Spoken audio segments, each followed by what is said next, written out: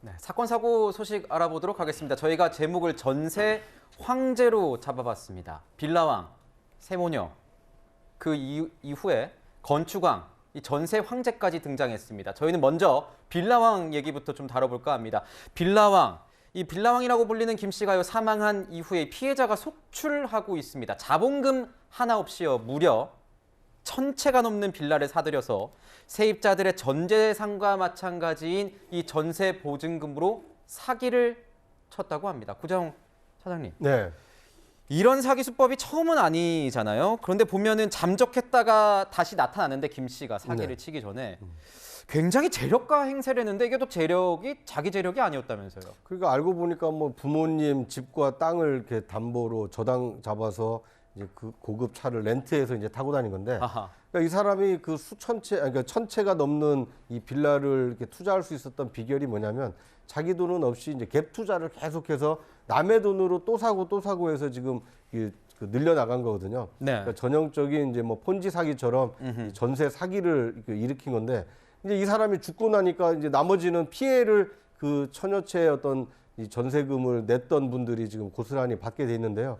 이 당국에서도 지금 이 관심을 가지고 있으니까요. 좀 피해를 최소화할 수 있는 이 방안을 하루빨리 마련했으면 하는 바람입니다. 네, 지금 이 빌라왕 사망 이후에 부모들도 복잡한 과정에서 어떤 상속을 포기하겠다고 했고요.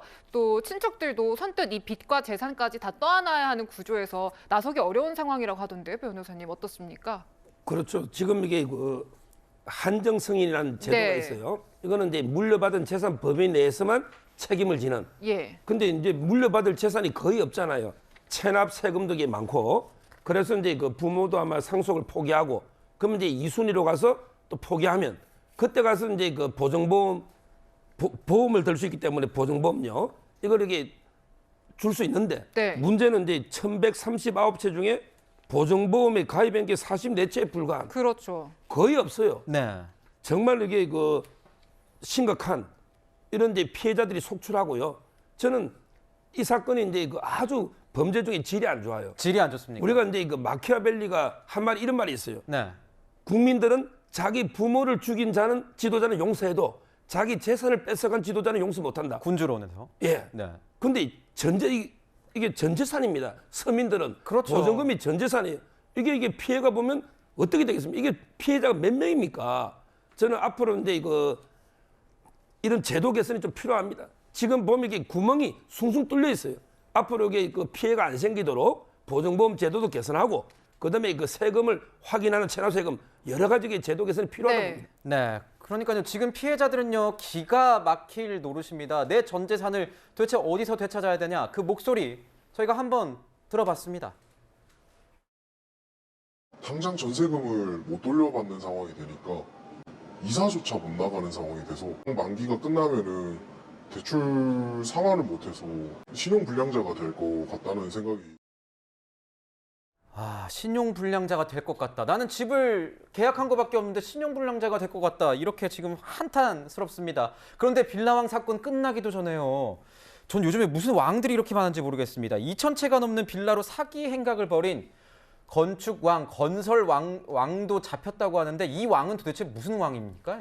사실 아파트나 빌라를 2,700여 채를 또 차명으로 보유를 해가지고요. 아하. 결국 260억 정도의 전세 보증금을 가로챈 상황입니다. 네. 이것도 앞서 나왔던 빌라왕과 좀 비슷한 구조의 사기인데요. 그러니까 무보증, 그러니까 자신의 자본이 없이 갭 투자를 합니다. 그리고 그 와중에 이제 공모하고 있는 공인중개사와 그리고 분양업자들이 껴서 같이 이제 범죄를 저지르는 것인데, 결국에는 우리가 이제 세입자 입장에서, 서민들 입장에서 어떻게 하면 전세 사기를 좀 방지할 수 있을까라는 차원에서 좀 접근해야 될 것 같은데요. 당연히 그 전에 알려진 것처럼 그 집주인을 확인하는 것, 뭐 등기 확인하는 것, 이런 건 기본이고요. 이제는 더 나아가서 체납액이 있는지를 좀 확인을 해봐야 됩니다. 그래서 납세 완납 증명서라는 것이 있는데, 그런 부분을 집주인에게 좀 떼달라고 해서 과연 이 부동산에 세금이 체납된 것이 있는지 좀 확인을 하시고, 그다음에 특히나 지금 이 빌라왕 같은 경우에도 본인이 그 종부세라든지 막 60억이 넘는 세금을 체납을 했고, 아하. 그게 그 주택에 압류가 되어 있는 상태이거든요. 그러면 경매나 공매로 구매로 넘어갔을 때 세금이 먼저 변제를 해주기 때문에 남는 금액이 없어서 거의 보증금을 떼일 위기에 처하는 부분이 있습니다. 내년부터는 법이 개정돼서요. 세입자들이 집주인에게 납세 증명서를 떼어서 보여달라고 할 수 있는 권리가 생깁니다. 지금이라도 항상 전세 계약을 하시기 전에는 그 주인에게 이 건물에 혹시 세금 같은 게 체납된 건 없는지 그 증명서 떼어서 보여달라고 꼭 요구하셨으면 좋겠습니다. 자, 마지막 말씀 진짜 중요했습니다. 변호사님 말씀 꼭 새겨 들으시면 좋을 것 같습니다. 네, 저희가 중국 얘기 하나만 더 해보겠습니다. 세계 곳곳에 비밀 경찰을 운영 중이다라는 소식이 전해졌는데요. 그러니까 반체제 인물 탄압하기 위한 세계 곳곳에 비밀 경찰 운영 중이다. 그런데 이게요, 한국에도 있다는 소식이 전해졌습니다. 소장님, 그런데 주한중국 대사관에서는 일단은 대사관과는 무관한 일이고 뭐 존재 여부를 확인해줄 수는 없다는 입장이던데요. 그러니까 중국 대사관에서 일단 부인하고 있다는 걸 먼저 말씀을 드리고 네. 그렇지만 지금 만약 이것이 사실이라 그러면 중국이 가장 강조하는 주권 침해 문제를 실질적으로 저지르고 있는 거거든요. 그러니까 최근에 우리한테 가장 많이 듣고 있는 단어 중에 하나가 압수수색이에요.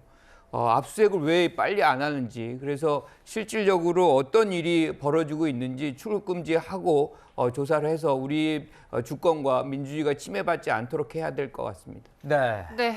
저희가 이제 빌라왕 소식과 함께 중국 비밀 경찰 이야기까지 전해드렸고요. 사실이라면 한중 관계에 큰 영향이 있을 것으로 보입니다. 네 분 말씀은 여기서 마무리하도록 하겠습니다. 감사합니다.